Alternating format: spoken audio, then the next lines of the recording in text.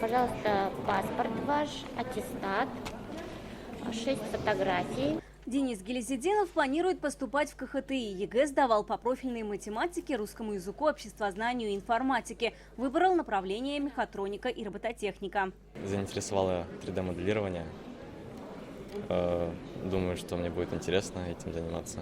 В КНИТУ КХТИ поступило 40 тысяч заявлений. Только в Институт нефти подали документы почти 5 тысяч ребят. Это сразу на 1000 больше, чем в прошлом году.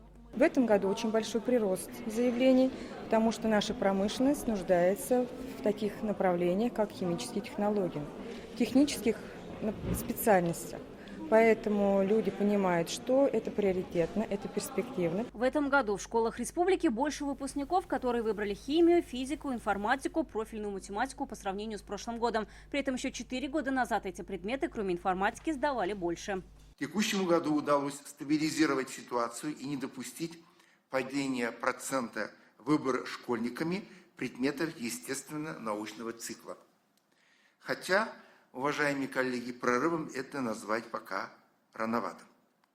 Задача развития инженерно-технического образования актуальна и диктует необходимость хорошей подготовки абитуриентов по химии, биологии, физике и информатике. Татарстан занял 4-е место среди регионов России по результатам ЕГЭ. Впереди только Москва, Московская и Нижегородская области. Средние баллы по всем предметам в республике выше, чем общие по стране.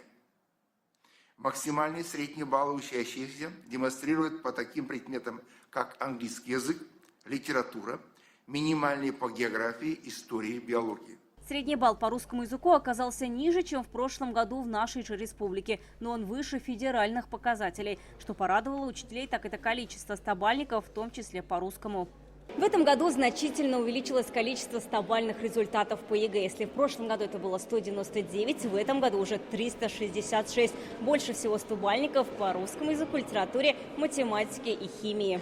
По 300 баллов набрали 2 выпускницы – Полина Романенко из Казани и Анастасия Князева из Альметьевска. Такого высокого результата не было за последние 3 года. Стабальников ждет поощрение от Министерства образования. Это денежные премии.